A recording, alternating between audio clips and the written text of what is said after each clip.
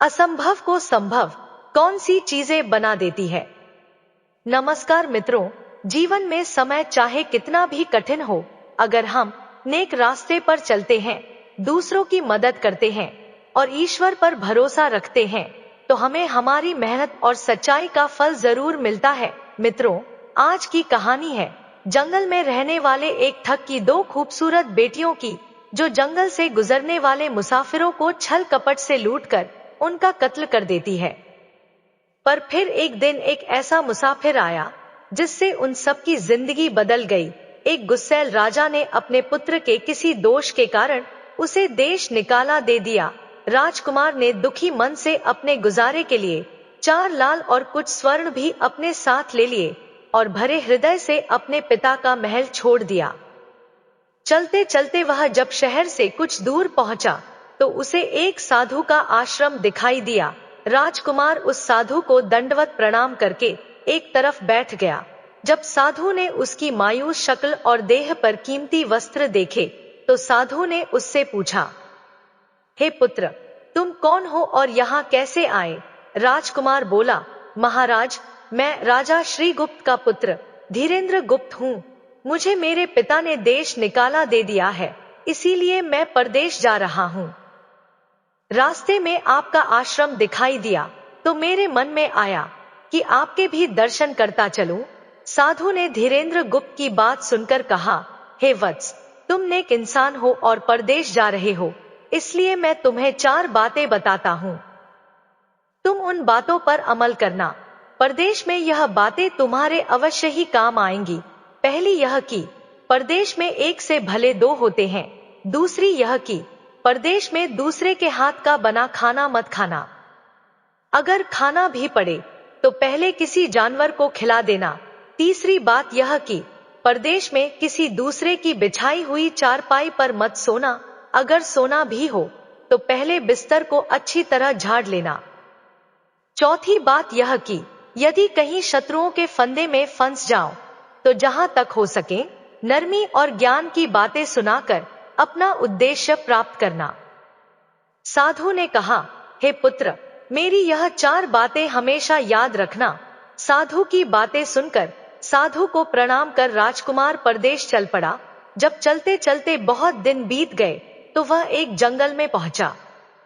वहां उसने देखा कि एक चील एक कछुए के बच्चे को लेकर उड़ी जा रही है। संयोगवश कछुए का बच्चा उस चील के पंजे से निकलकर गिर गया। धीरेन्द्र गुप्त ने कछुए के तड़पते हुए बच्चे को देखा तो उसे बड़ी दया आई। उसने मन में सोचा कि इस बच्चे को पालना चाहिए। इस बच्चे को पालने से 2 बातें होंगी। पहली तो यह कि इस बच्चे के प्राण बच जाएंगे और दूसरी यह कि साधु द्वारा कही गई पहली बात भी पूरी हो जाएगी कि सफर में एक से भले 2 होते हैं और इससे बातें करते हुए दिन भी आसानी से बीतेंगे। यह सब सोचकर धीरेन्द्र गुप्त ने बच्चे को अपने साथ ले लिया। अब सफर में उसके साथ वह कछुए का बच्चा भी हो लिया। कुछ दिन के सफर के बाद राजकुमार को एक अच्छा सा स्थान दिखाई पड़ा। उस स्थान पर पहुंचकर उसने कुछ खाया पिया और फिर कछुए के बच्चे से बोला, तुम यहाँ बैठे रहना, मैं जरा थोड़ी देर सो लूं। यह कहकर धीरेन्द्र गुप्त एक पेड़ के नीचे सो गया। उसी पेड़ के ऊपर एक सांप और एक कौवा रहते थे। उन दोनों का यह दस्तूर था कि जब कोई मुसाफिर उस पेड़ के नीचे ठहरता तो सांप उसे डस लेता और कौवा उसकी आंखें निकाल लेता। नाग ने जब सोते हुए मुसाफिर को देखा तो पेड़ के नीचे उतरा और राजकुमार को डस लिया। सांप के डस ही तुरंत राजकुमार के प्राण पखेरु उड़ गए। कुछ देर में जब कछुए की नजर धीरेन्द्र गुप्त पर पड़ी तो वह उसे मरा देखकर बहुत घबराया और धीरेन्द्र गुप्त के ऊपर बैठकर रोने लगा। तभी कौवा भी पेड़ से नीचे उतरा और ज्यों ही उसने धीरेन्द्र गुप्त की आंखें निकालनी चाही, त्यों ही कछुए ने झपटकर कौवे की गर्दन को मुंह से पकड़ लिया। कौवे ने बहुत जोर लगाया मगर कछुए ने उसे नहीं छोड़ा। तब कौवे ने सांप को पुकारा। कौवे की आवाज सुनकर सांप आ गया। उसने बड़े जोर से कछुए की पीठ पर डंक मारा, परंतु कछुए ने अपना मुंह भीतर कर लिया। सांप ने कई बार कछुए की पीठ पर डंक मारा किंतु हर बार कछुआ अपना मुंह अंदर कर लेता। जब सांप का कछुए पर वश नहीं चला तो उसने कछुए से प्रार्थना की कि तुम मेरे मित्र को छोड़ दो। यह सुनकर कछुआ बोला, नहीं, तूने मेरे मित्र को डसा है, अब मैं भी तेरे मित्र की जान ले लूंगा। तब सांप ने कहा, तू मेरे मित्र को छोड़ दे तो मैं तेरे मित्र को जीवित कर दूंगा। यह कहकर सांप ने कांटी हुई जगह पर मुंह रखकर धीरेंद्र गुप्त के शरीर से विष खींच लिया और बोला, अब तो मेरे मित्र को छोड़ दे। कछुए ने जब राजकुमार को देखा कि उसे थोड़ा होश आ रहा है और उसका जहर उतर रहा है तो उसने कौवे को छोड़ दिया। जब धीरेंद्र गुप्त को होश आया तब कछुए ने उसे सांप के डसने का सारा हाल सुनाया। कछुए की बात सुनकर तुरंत धीरेंद्र गुप्त के मन में उस साधु की बताई पहली बात खटकी। उसने सोचा, साधु की एक बात तो काम आई कि एक से भले दो होते हैं। मन ही मन उसने साधु को धन्यवाद दिया और आगे बढ़ चला। चलते चलते कुछ दिनों के बाद जब वे समुद्र के किनारे जा पहुंचे तब कछुए के बच्चे ने कहा, मित्र, मेरा देश आ गया है, यदि तुम कहो तो मैं अपने माता पिता से मिलाऊं। उनसे बिछड़े बहुत दिन हो गए हैं, वे बहुत दुखी होंगे। धीरेंद्र गुप्त ने उसे जाने की आज्ञा दे दी और स्वयं रात को वहीं समुद्र के किनारे उस जंगल में ठहर गया। जिस जंगल में राजकुमार ठहरा हुआ था उसी जंगल में वहां से कुछ दूर ही एक ठग का परिवार रहता था। ठग के 2 लड़कियां और 4 बेटे थे। उसकी बड़ी बेटी ज्योतिष विद्या जानती थी।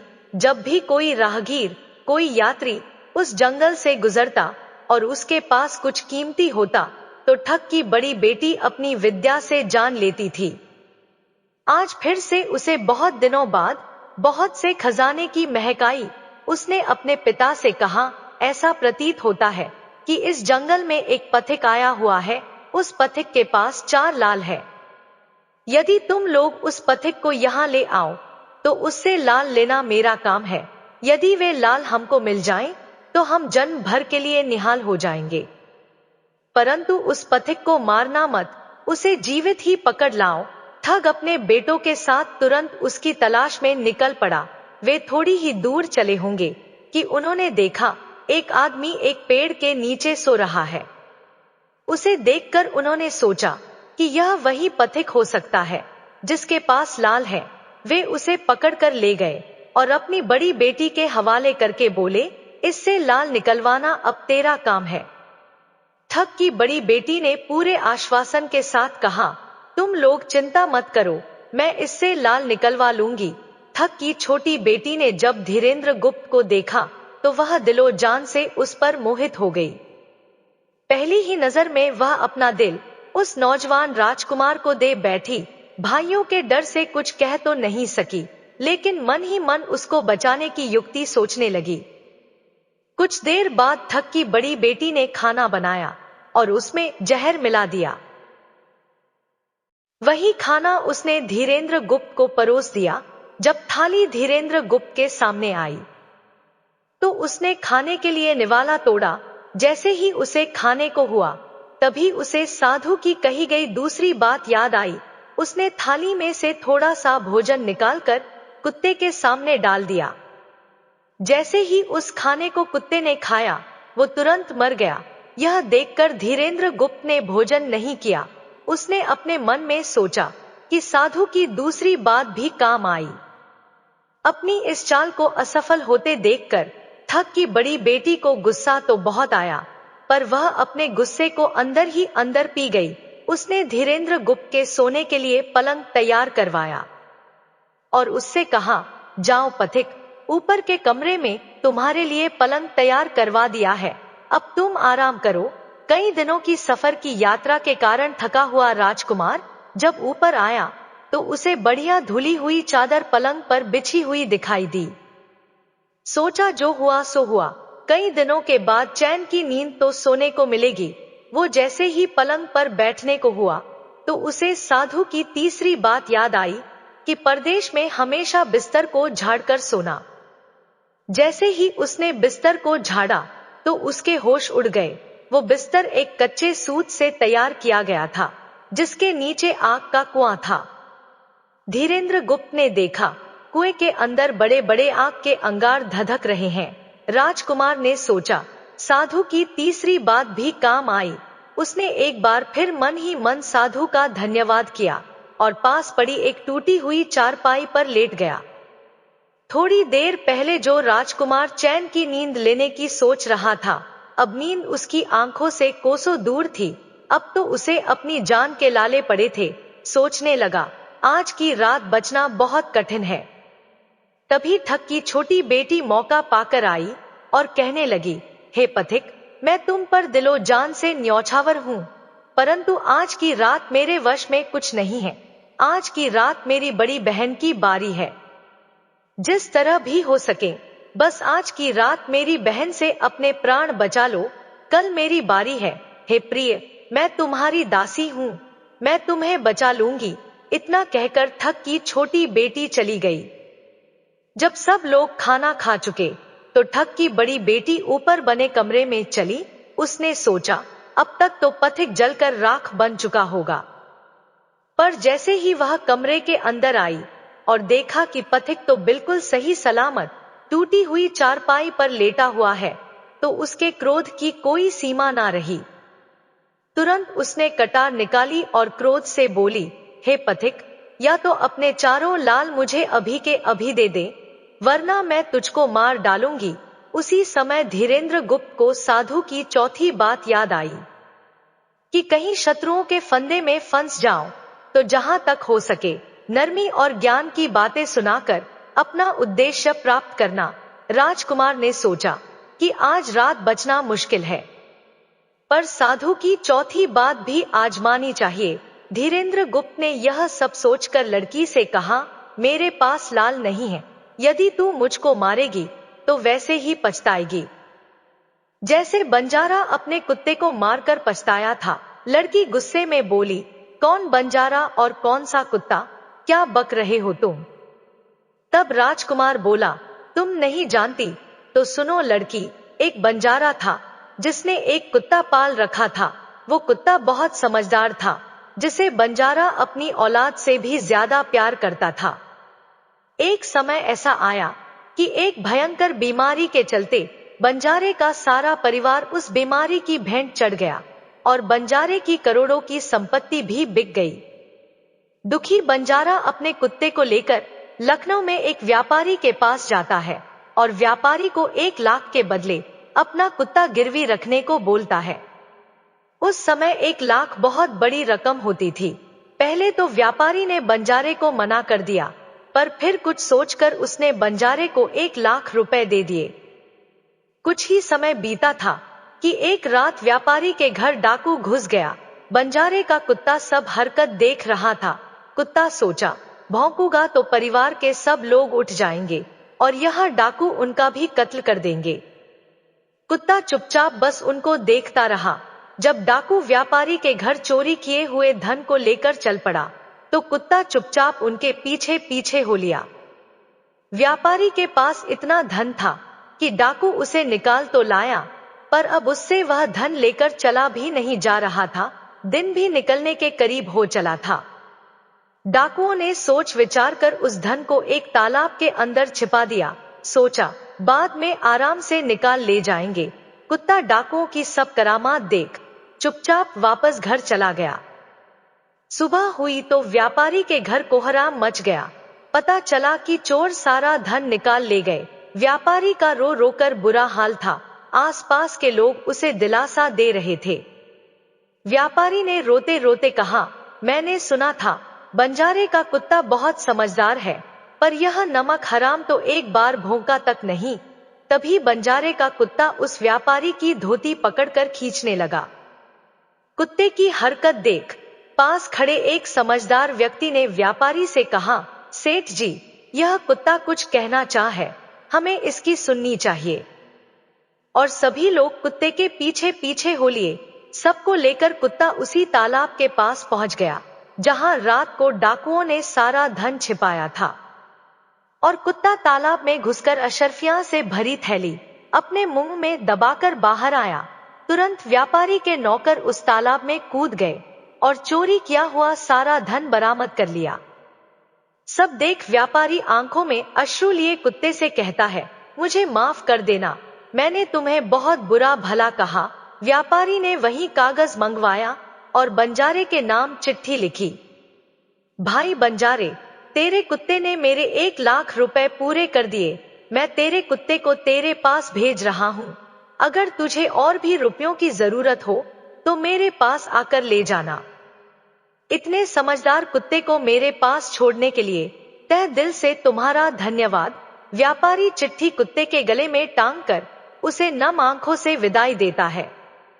कुत्ता घूमता घूमता जब 4-5 दिन बाद बंजारे के पास पहुंचता है तो कुत्ते को आता देख बंजारे के तन बदन में आग लग जाती है और कहता है, मैं तुझे व्यापारी के पास गिरवी रख कर आया था और तू वहां से भाग आया। तूने मेरी बेइज्जती करवा दी। गुस्से में अंधा हुआ बंजारा तुरंत पिस्तौल निकालकर कुत्ते को गोली मार देता है और सिर पकड़कर वहीं बैठ जाता है। कुछ देर बाद जब उसकी नजर कुत्ते के गले में टंगी हुई पर्ची पर पड़ी तब बंजारा वो पर्ची निकालकर उसे पढ़ता है। पर्ची पढ़ते ही बंजारा दहाड़े मार मारकर खून के आंसू रोता है। पर अब भला क्या हो सकता था। बंजारे की कहानी सुनाकर धीरेंद्र गुप्त ठग की बड़ी बेटी से कहता है, एक और कहानी सुनो। एक राजा के पास एक बहुत समझदार पढ़ाया हुआ तोता था। वह बड़ा चतुर था। एक दिन राजा तोते को अपने साथ गंगा स्नान को ले गया और उसको घाट पर बैठाकर स्वयं स्नान करने लगा। तभी तोते की नजर अमर फल पर पड़ी जो पास ही नदी में बहता हुआ आगे बढ़ा जा रहा था। वह उसको नदी से बाहर निकाल लाया और राजा के आने पर उसको वह अमर फल देता हुआ बोला, महाराज, यह अमर फल है, इसे खा लीजिए। राजा ने कहा, मैं अकेला अमर फल खाकर क्या करूंगा, अपने बाग में लगा दूंगा। जब इसमें फल लगेंगे तब सब कुटुंब को खिलाकर अमर कर दूंगा।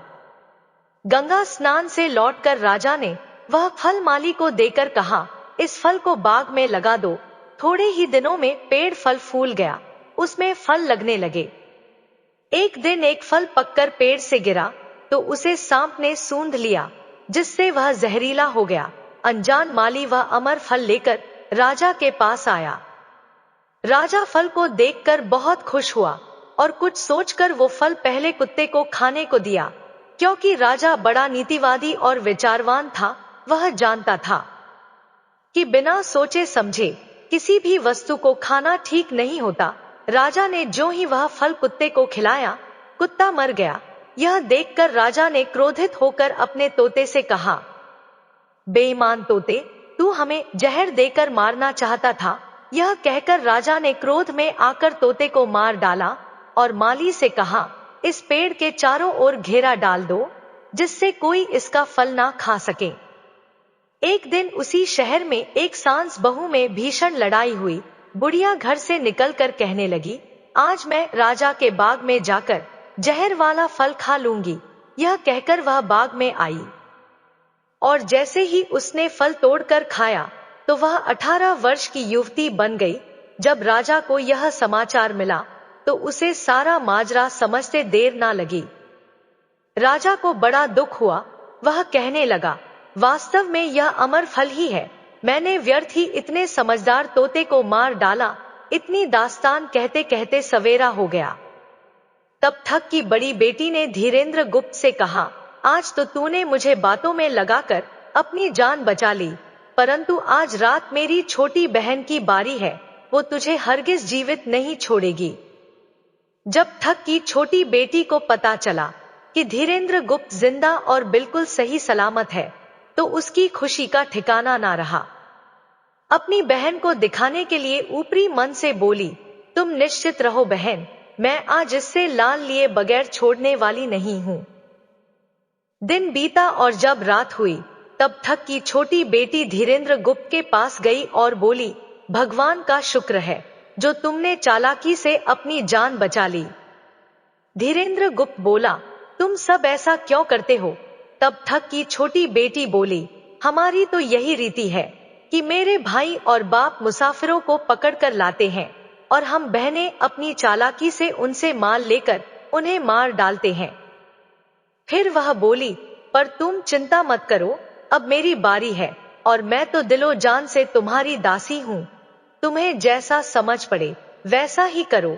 यह सुनकर धीरेन्द्र गुप्त बोला, हे प्रिय, तुम भी मुझे देखते ही पसंद आ गई थी। दिल करता है कि हर पल तुम्हारे पास ही रहूं। तुम अपनी बड़ी बहन की तरह नहीं हो, तुम एक नेक दिल औरत हो। तुमसे मेरा कुछ भी छिपा हुआ नहीं। उसकी बात सुनकर ठग की बेटी ने कहा, तुम कहते हो कि मुझसे कुछ भी छिपा नहीं है, तो फिर वे लाल कहाँ है? धीरेन्द्र गुप्त ने कहा, वो चारों लाल मेरी जांग में है। अगर तुम निकालना चाहो तो निकाल लो। राजकुमार की बात सुन ठग की छोटी बेटी बोली, हे प्रिय, वो लाल तुम्हें ही मुबारक हो। मैं तो तुम्हारी दासी हूँ, तुम्हारे दर्शनों की प्यासी हूँ। मुझे तुम्हारे सिवाय और कुछ नहीं चाहिए। यह सुन धीरेन्द्र गुप्त बोला, जो कुछ तुमने कहा है वह तो सब ठीक है, लेकिन यह प्यार और प्रेम की बातें सब धरी रह जाएंगी जब हमारे शरीर में प्राण ही नहीं रहेंगे। क्योंकि जब तुम्हारे बाप और भाइयों को इसका पता लगेगा तो हम दोनों की खैर नहीं। तब ठग की बेटी बोली, तुम चिंता मत करो, मेरे पास इसका भी उपाय है। आज रात को सबके सोने के बाद हम यहाँ से भाग चलेंगे और कहीं बहुत दूर रहेंगे, जहाँ कभी मेरे भाई और बाप पहुँच ना सके। धीरेन्द्र गुप्त बोला, पर यह सब होगा कैसे? ठग की बेटी बोली, यहाँ से निकलने का एक ही उपाय है। मेरे पिता के पास 2 ऊंट है, एक तो दिन भर में 60 कोस चलती है और दूसरी दिन भर में 100 कोस चलती है। तुम उनमें से बड़ी वाली ऊंट को खोल लाना, तब तक मैं हम दोनों के लिए कुछ धन बांध कर रख लूंगी। जब आधी रात हुई तब धीरेन्द्र गुप्त ऊंटनी को खोलने चला गया। धीरेन्द्र गुप्त ऊंटनी ले तो आया, मगर जल्दबाजी के कारण वह बड़ी के स्थान पर छोटी ऊंट को ले आया। ठग की बेटी बहुत सा माल लेकर ऊंटनी पर बैठ गई और दोनों चल दिए। ऊंटनी जब चलते चलते 60 कोस पहुंची तो जंगल में रुककर खड़ी हो गई। बीच जंगल में ऊंटनी को खड़ी देखकर धीरेन्द्र गुप्त और ठग की बेटी के होश उड़ गए। ठग की बेटी बोली, अनर्थ हो गया। तुम रात के अंधेरे में बड़ी ऊंटनी की जगह छोटी ऊंटनी को ले आए। मेरे पिता और भाई आते ही होंगे, वो हमें नहीं छोड़ेंगे। इधर जब सवेरा हुआ तो ठग ने देखा कि उसकी छोटी बेटी और मुसाफिर दोनों गायब हैं। उसने सोचा कि निसंदेह वह बदमाश मेरी बेटी को भगा ले गया है। तबेले में जाकर देखा तो पाया कि छोटी ऊंटनी गायब है और बड़ी ऊंटनी वहीं है। सोचा ज्यादा दूर नहीं गए होंगे और ऊंटनी पर सवार होकर उसने उसे तेजी से दौड़ा दिया। थोड़ी ही देर में जंगल में उस स्थान पर जा पहुंचा जहां धीरेन्द्र गुप्त और उसकी बेटी ठहरे थे। धीरेन्द्र गुप्त ने जब उसको आते देखा तो बहुत घबराया और कहने लगा, देखो तो तुम्हारा पिता आ रहा है, अब उससे प्राण कैसे बचेंगे? लड़की ने कहा, घबराओ मत, और जो मैं कहती हूँ उसे ध्यान से सुनो। जाओ, जाकर उस पेड़ पर चढ़ जाओ। जब मेरा बाप तुम्हें पकड़ने के लिए आएगा तो और पेड़ पर चढ़ेगा तो मैं चुपके से बड़े वाली ऊंटनी पर चढ़कर उसको तुम्हारी डाल के नीचे खड़ा कर दूंगी। तुम कूदकर उस पर बैठ जाना, इस प्रकार हम दोनों बचकर निकल जाएंगे। यह सुनकर धीरेन्द्र गुप्त तुरंत पेड़ पर चढ़ गया। तब तक ठग भी वहां आ पहुंचा। पिता को देख उसकी बेटी ने कहा, पिताजी, ये दुष्ट मुझे धोखे से यहाँ भगा लाया, आप इसे छोड़ना नहीं। यह सुन गुस्से से तिल मिलाया ठग धीरेन्द्र गुप्त को पेड़ पर चढ़ा देखकर ऊंटनी से उतरा और उसे पकड़ने के लिए पेड़ पर चढ़ने लगा। बाप के ऊंटनी से उतरते ही मौका देख ठग की बेटी ऊंटनी पर चढ़कर उसे धीरेन्द्र गुप्त की डाल के नीचे पेड़ के पास ले आई। धीरेन्द्र गुप्त तुरंत कूदकर उस पर बैठ गया। धीरेन्द्र गुप्त के बैठते ही ठग की बेटी ने ऊंटनी को दौड़ा दिया। ठग बस देखता रह गया। ठग की बेटी और धीरेन्द्र गुप्त कई दिनों का रास्ता तय कर एक शहर में पहुंचे और दोनों वहीं बस गए। वहां धीरेन्द्र गुप्त ठग की बेटी के साथ आराम से दिन गुजारता रहा और जब उसके देश निकाले की अवधि पूरी हो गई तब वह उसको लेकर अपने राज्य चला गया और उसके साथ शादी कर हंसता खेलता जीवन व्यतीत किया। मित्रों, धीरेन्द्र गुप्त और ठग की बेटी की यह कथा हमें यह सिखाती है कि प्रेम और विश्वास का बंधन सबसे मजबूत होता है। जब बुद्धिमत्ता, धैर्य और निस्वार्थ प्रेम मिलते हैं तो असंभव को भी संभव बनाया जा सकता है। आत्मविश्वास, दृढ़ संकल्प और सही मानसिकता असंभव को संभव बना सकती है। असंभव को संभव बनाने के लिए अपने लक्ष्यों के प्रति भावनात्मक जुड़ाव बनाना, चुनौतियों को नए तरीके से देखना और समाधानों पर भरोसा करना जरूरी है। मित्रों, जीवन में चाहे कितनी भी कठिन परिस्थितियां क्यों ना आए, सही निर्णय, संयम और परस्पर विश्वास हमें हर संकट से बाहर निकाल सकते हैं। मित्रों, आज की कहानी कैसी लगी कमेंट बॉक्स में कमेंट करके जरूर बताएं और वीडियो को लाइक शेयर करें, साथ ही हमारे चैनल को सब्सक्राइब करें। आप सभी का धन्यवाद।